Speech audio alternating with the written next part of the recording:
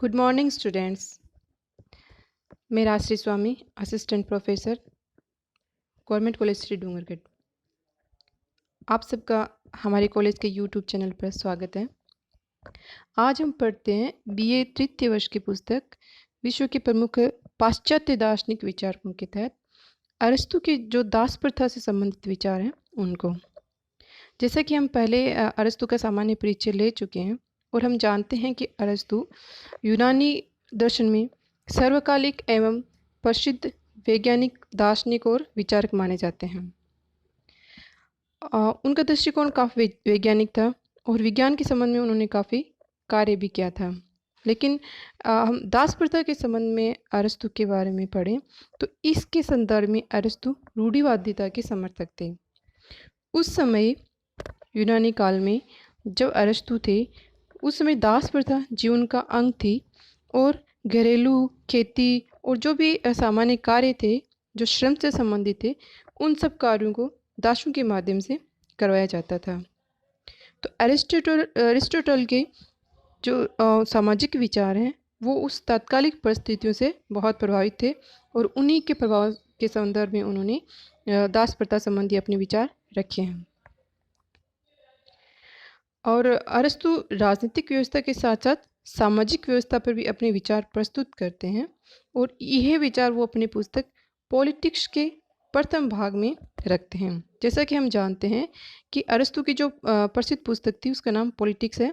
नाम से हमें ये प्रतीत होता है कि वो राजनीति से संबंधित पुस्तक होगी, लेकिन इसमें सिर्फ राजनीतिक के बारे में विचार नहीं किया गया है, बल्कि उस समय जितनी भी तात्कालिक परिस्थितियाँ थी उनके संदर्भ में अरस्तु ने विस्तृत विवेचन किया है और उसी के संदर्भ में उन्होंने दासता के संबंध में भी अपने विचार व्यक्त किए हैं। अरस्तु के जो दासता संबंधी विचार थे वो प्लेटो से प्रेरित थे। उन्होंने ये सब प्लेटो से ग्रहण किया है। प्लेटो चूँकि खुद एक उच्च वर्ग से बिलोंग करते थे, उनका जन्म एक उच्च वर्ग में हुआ था, वो दासों से घृणा करते थे।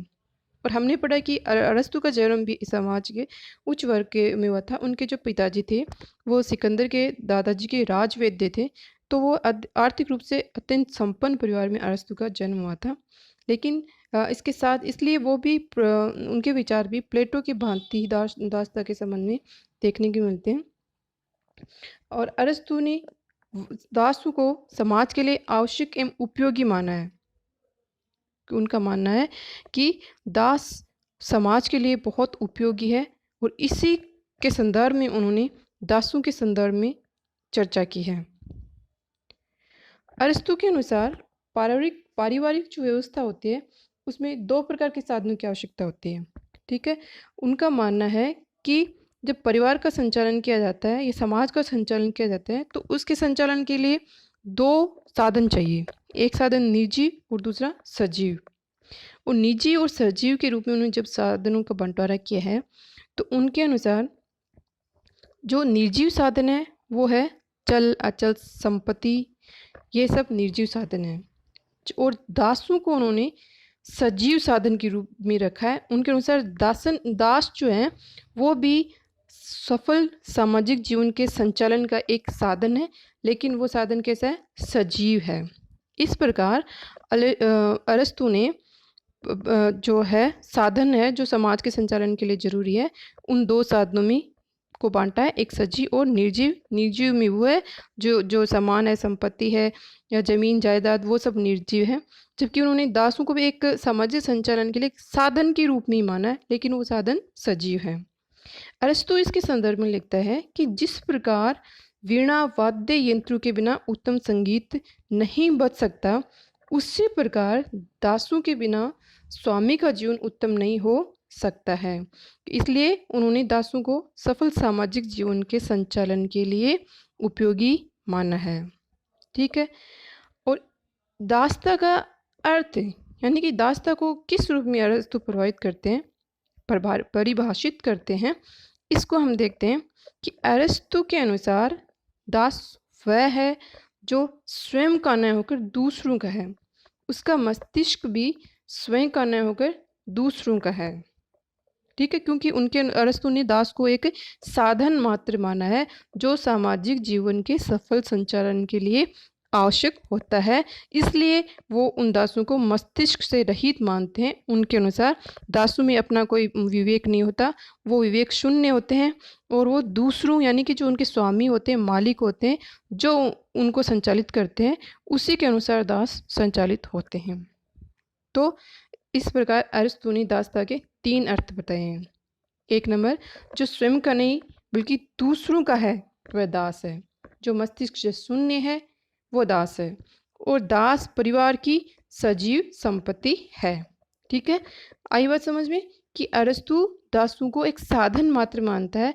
एक व्यक्ति के रूप में अरिस्तु दास की गरिमा को कम करता है और उसे साधन के रूप में मानता है। आगे हम देखते हैं कि अपने इस दासता के संबंध में जो विचार दिए हैं अरिस्तु ने, दासों को एक साधन माना है, तो इसके पक्ष में उन्होंने कुछ तर्क दिए हैं। उन तर्कों की बात करें तो सबसे पहले आता है उनका मानना है कि दासता प्राकृतिक है। ठीक है, अपने दासता संबंधी विचारों को रखने के लिए और उनके पक्ष में कठोर तर्क देने के लिए उन्होंने पहला तर्क दिया है कि दासता प्राकृतिक है, कि उनके अनुसार ये प्रकृति का नियम है कि उत्कृष्ट व्यक्ति निकृष्ट व्यवस्था का शासन करे और व्यक्ति व्यक्ति में असमानता प्राकृतिक नियम है। यानी कि कोई भी व्यक्ति, 2 व्यक्ति होते हैं वो समान नहीं होते। व्यक्ति में जो प्राकृतिक असमानता है वो हमेशा हमेशा रहती है और एक प्रकृति के द्वारा प्रदत्त होती है। क्योंकि कुछ मेधावी होते हैं, दूरदर्शी और स्वस्थ होते हैं, और कुछ मंदबुद्धि और कमज़ोर होते हैं। इस प्रकार अपनी दासता संबंधी विचारों को प्रबल आधार देने के लिए तर्क देते हैं अरिस्तु कि ये प्राकृतिक होती है और प्रकृति ने ही मनुष्य में भेद किया है। कुछ मनुष्यों को उसने क्या दिया, बुद्धि, योग्यता, क्षमता आदि गुणों से युक्त किया है, और ये जो इन गुणों से युक्त होते हैं वो स्वामी बनते हैं, और जो शासित होते हैं, जो दास होते हैं, वो इन बुद्धि, योग्यता आदि गुणों से रहित होते हैं और उनमें सिर्फ शारीरिक बल का ही कार्य होता है। इसलिए वो दासता के योग्य होते हैं। वो किसी स्वामी के कहे अनुसार कार्य करते हैं, क्योंकि उनमें बुद्धि नहीं होती, उनमें सिर्फ शारीरिक बल होता है। वो सिर्फ शासित होने के लिए ही पैदा होते हैं और ये प्राकृतिक नियम है। ये अरिस्तु ने अपने पक्ष में पहला तर्क दिया है। दूसरा तर्क उन्होंने दिया है कि दासता संपूर्ण समाज के लिए लाभप्रद है। उन्होंने क्या कहा है कि दासता जो है वो दास वर्ग स्वामी के घरेलू आवश्यकताओं को पूरी करे और उन्हें आवश्यक अवकाश प्रदान करे, जिससे वह अपने नैतिक और बौद्धिक विकास पर समान रूप से कार्य कर सके और समाज का कल्याण कर सके। इसमें ये अरिस्तु ये कहना चाहता है कि चूंकि जो स्वामी वर्ग है वो उसका कार्य बौद्धिक व नैतिक होता है, और नैतिक और बौद्धिक कार्य करने के लिए आवश्यक है कि उन्हें समय पर समय मिले, और साथ ही उनको विश्राम की आवश्यकता रहती है, ताकि वो समय पर अपने जो बौद्धिक कार्य हैं उनको करने में अपना समय व्यतीत कर सकें। और जो बाकी जो शारीरिक कार्य है वो उनको दासों को करना चाहिए। तो ये दासों का कर्तव्य बनता है कि वो शारीरिक कार्य और जो कार्य होते हैं जिनमें श्रम की आवश्यकता होती है, ये कार्य वो करें।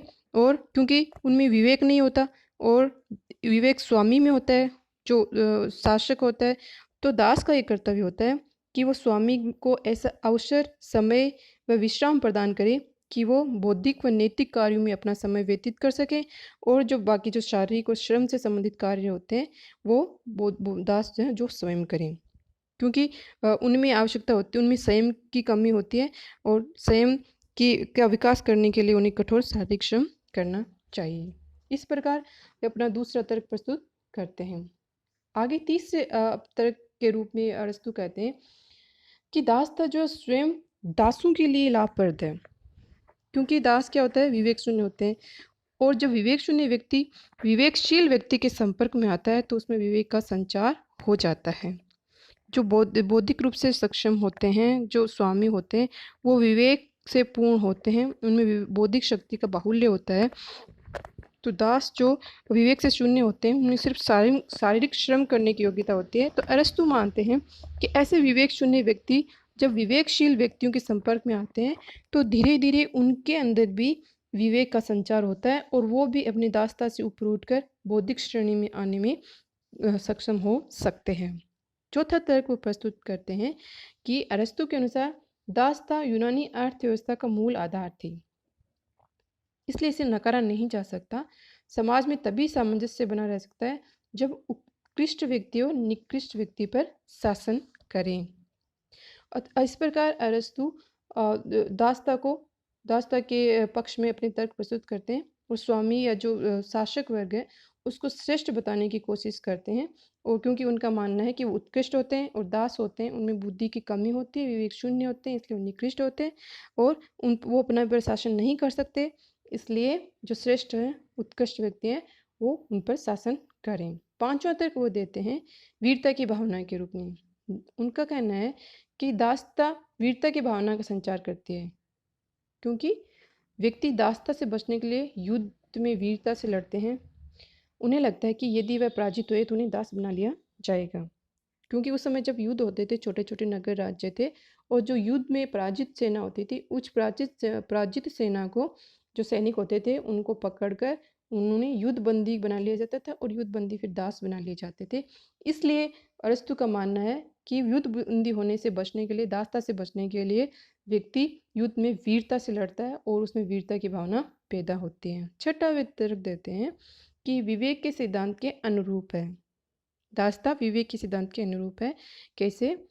कि जिस प्रकार शरीर पर आत्मा नियंत्रण रखती है उसी प्रकार दास पर स्वामी नियंत्रण रखता है, अर्थात महत्वपूर्ण व्यक्ति का कम महत्वपूर्ण व्यक्ति पर नियंत्रण होना चाहिए।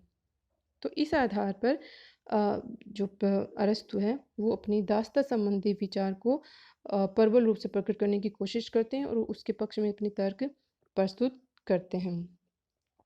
अब हम आगे देखें तो अरस्तु दासता के दो प्रकार बताते हैं। ठीक है, वो आज दासता के दो प्रकार बताते हैं। पहली दासता वो बताते हैं वो होती है प्राकृतिक दासता और दूसरा दासता के प्रकार है वो है कानूनी दासता। तो प्राकृतिक दासता से उनका तात्पर्य है कि जो व्यक्ति जन्म से ही मंदबुद्धि होते हैं, अयोग्य होते हैं और वो उनके विवेक शून्य होते हैं, वो अपना स्वयं का कार्य श्रेष्ठता से नहीं कर सकते, तो ऐसे मंदबुद्धि एवं अयोग्य व्यक्तियों को दास बनाकर रखना चाहिए। तो ये है स्वाभाविक दासता या इसको प्राकृतिक दासता कहा जाता है। दासता की दूसरे प्रकार में अरस्तु कहते हैं वो कानूनी दासता, अर्थात जो व्यक्ति युद्ध में युद्ध बंदी बनाए जाते हैं उनको फिर दासों के रूप में दास बना लिए जाते हैं और फिर उनको सेवक के रूप में यूनानियों की सेवा करने के लिए रखा जाता है और वो युद्ध बंदी दास बन जाते हैं। इस तरह अरस्तु दासता के दो प्रकार बताते हैं। और यहाँ हम देखते हैं कि अरस्तु यूनानियों को अरस्तु के अनुसार यूनानी जो है वो वैधानिक या जो कानूनी दासता है वो उसके तहत यूनानी लोगों को दास नहीं बनाया जा सकता। अरस्तु ये कहते हैं कि जो युद्ध में बंदियों के जो व्यक्ति दास बनते हैं कानूनी या वैधानिक दासता के तहत उस स्वरूप में यूनानियों को दास नहीं बनाया जा सकता, क्योंकि उनका मानना है कि यूनानी हमेशा बौद्धिक रूप से श्रेष्ठ व विवेकी होते हैं और प्रकृति ने यूनानियों को दास बनाने के लिए नहीं वरन स्वामी बनने के लिए भेजा है। इस प्रकार यहाँ व्यक्तियों के मध्य भेद करते हैं अरस्तु और एक नस्लीय यूनानी नस्ल की श्रेष्ठता की बात वो करते हैं। वो यूनानी नस्ल को विश्व में श्रेष्ठ मानते हैं और उनके अनुसार यूनानी कभी भी दास नहीं बन सकते, क्योंकि प्रकृति ने उन्हें स्वामी बनाने के लिए ही भेजा है। इस तरह से हम देखते हैं कि अरस्तु अपने दासता संबंधी विचार रखते हैं जो रूढ़िवादी हैं, लेकिन साथ ही हम देखते हैं कि अरस्तु के विचारों में कुछ प्लेटो की तुलना में कुछ सरलता भी है। वो दासों को संरक्षण भी प्रदान करते हैं विशेष परिस्थितियों में। जैसे कि पहला है कि स्वामी को दासों के साथ पुत्रवत व्यवहार करना चाहिए। ठीक है, कि दासों को ये नहीं कि आप जानवरों की तरह उनका प्रयोग करें और उनके साथ अन्यायपूर्ण व्यवहार करें, बल्कि उनका मानना है कि दास भी चूंकि व्यक्ति होते हैं और प्रकृति ने उन्हें दास बनने के लिए भेजा है, तो इसका तात्पर्य ये नहीं कि उनके साथ अच्छा व्यवहार नहीं किया जाए, तो वो यहाँ स्वामी को कहते हैं अरस्तु कि स्वामियों को दासों के साथ पुत्रवत व्यवहार करना चाहिए, उनके साथ अच्छा व्यवहार और उचित तरीके से उनके साथ बर्ताव करना चाहिए। दूसरा वह कहते हैं कि विवेक या बुद्धि के आने पर दासों को मुक्त कर देना चाहिए। यहाँ विकास की बात करते हैं अरस्तु। उनके अनुसार ये कि कोई व्यक्ति जब दास बन जाता है, इसका तात्पर्य यह नहीं है कि वो जीवन भर के लिए दास बनकर रहेगा। जब वो स्वामी के संपर्क में रहता है, स्वामी चूंकि विवेकी व बौद्धिक उच्च बौद्धिक स्तर वाला होता है, और जब दास उस विवेकशील स्वामी के संपर्क में रहता है, तो धीरे धीरे उसमें भी विवेक का उदय हो जाता है, दास में भी। और यदि उसमें विवेक का उदय हो जाता है तो अरस्तु के अनुसार उसे दासता से मुक्त कर देना चाहिए। और अगला संरक्षण के रूप में वह तर्क देता है अरस्तु कि यूनानियों को कभी भी दास नहीं बनाया जाना चाहिए, क्योंकि वहाँ पर नस्लीय श्रेष्ठता की बात अरस्तु करते हैं। अब हम देखते हैं कि जो उनके दासता संबंधी विचारक हैं अरस्तु, तो ये विचार पूर्ण रूप से न्यायोचित नहीं कहे जा सकते, उसमें भी हमें कमियां देखने को मिलती हैं। बारकर इसके संबंध में कहते हैं कि अरस्तु के दासता संबंधी विचार त्यागने योग्य हैं, यानी ऐसे विचार हैं अरस्तु के जिन्हें स्वीकार नहीं किया जा सकता। उनकी आलोचना सबसे पहले तो ये की जाती है कि उन्होंने दासता को प्राकृतिक माना है, और चूंकि वो स्वयं वैज्ञानिक थे, लेकिन इस संदर्भ में वो रूढ़िवादिता को उन्होंने फॉलो किया है, रूढ़िवादी हो गए हैं वो। और उन्होंने कहा है कि दास्ता प्राकृतिक है, लेकिन इनकी जो है वैज्ञानिक रूप से पुष्टि नहीं की जा सकती, और ये लोकतंत्र विरोधी, समानता विरोधी और अन्यायपूर्ण भी है, क्योंकि उन्होंने समाज के दो वर्गों में विभाजित किया है। और कोई भी व्यक्ति है वो निरपेक्ष नहीं हो सकता, यानी कि एक व्यक्ति न तो पूर्ण रूप से बुद्धिशील हो सकता है, विवेकशील हो सकता है, और न ही कोई व्यक्ति पूर्ण रूप से बुद्धिहीन हो सकता है। कोई भी दो व्यक्ति निरपेक्ष नहीं हो सकते, कमियां दोनों वर्ग में होती है। जो विवेकशील होता है उसमें भी कमियां होती है, और जो दास में वर्ग में आता है उसमें भी कुछ अच्छाइयाँ होती है। इसलिए उनके दो समाज में दो वर्गों में जो बांटा है अरस्तु ने, वो उचित नहीं है। और अरस्तु के दास्ता संबंधी विचारों में विरोधाभास पाया जाता है, क्योंकि एक तरफ वो कहते हैं कि दास्ता प्राकृतिक है, और दूसरी तरफ वो कहते हैं कि यदि दास व्यक्ति में विवेक आ जाए तो उसे दास्ता से मुक्त कर देना चाहिए। अब जब कोई वस्तु प्राकृतिक है, जब उसे प्रकृति ने बनाया है, तो उसमें परिवर्तन तो नहीं किया जा सकता। प्राकृतिक चीज़, प्रकृति से निर्मित चीज़ तो सदैव प्राकृतिक ही रहती है। और वहीं दूसरी उसी संदर्भ में कुछ समय बाद अरस्तु कहते हैं कि उसे दास्ता को दूर भी किया जा सकता है, और यदि वे व्यक्ति में विवेक की उत्पन्न हो जाए तो दास्ता से मुक्त कर दिया जाना चाहिए उसे। तो ये उचित नहीं है, क्योंकि एक साथ दो कार्य नहीं चल सकती, या तो प्राकृतिक है या फिर वो मानव निर्मित होते हैं। इसलिए ये विरोधाभास अरस्तु के दर्शन में हमें देखने को मिलते हैं। अरस्तु की दास्ता संबंधी विचार अमानवीय एवं अलोकतांत्रिक है, जिन्हें किसी भी रूप में स्वीकार नहीं किया जाता। वो वास्तव में हम देखें तो ये जातिगत अहंकार में इसकी जातिगत अहंकार का स्वरूप लक्षित होता है। अरस्तु के विचारों में यूनानी जाति को श्रेष्ठ समझते थे। इस वजह से उनका मानना है कि यूनानी कभी दास नहीं बन सकते, और जो बाकी लोग हैं उन्हें दास बनाया जाना चाहिए। इसलिए अरस्तु का ये सिद्धांत जो है ये अप्राकृतिक अलोकतांत्रिक एवं अमानवीय है, जो पूर्वाग्रह से ग्रसित है और एक अहंकार के भाव को लक्षित करता है। मानवीय समानता, मानवीय गरिमा, इन सब चीज़ों को अवहेलना अरस्तु के दास्ता संबंधी सिद्धांत में हमें देखने को मिलती है। लेकिन हम देखें कि अरस्तु का जो दास्ता संबंधी विचार है उसमें वो पूर्ण रूप से प्लेटो का उन्होंने फॉलो नहीं किया है, प्लेटो का अनुसरण उन्होंने नहीं किया है, बल्कि उन्होंने उससे उसको सरल बनाने की कोशिश की है। इन सब आलोचनाओं के बावजूद भी अरस्तु के दास्ता संबंधी विचारों का महत्व है, क्योंकि उन्होंने श्रम विभाजन का गुण देखा जा सकता है। श्रम विभाजन का मतलब कार्यों का विभाजन, कि कुछ जो निश्चित कार्य हैं वो समाज का एक वर्ग कर सकता है और दूसरा वर्ग दूसरे प्रकार के कार्यों को कर सकता है।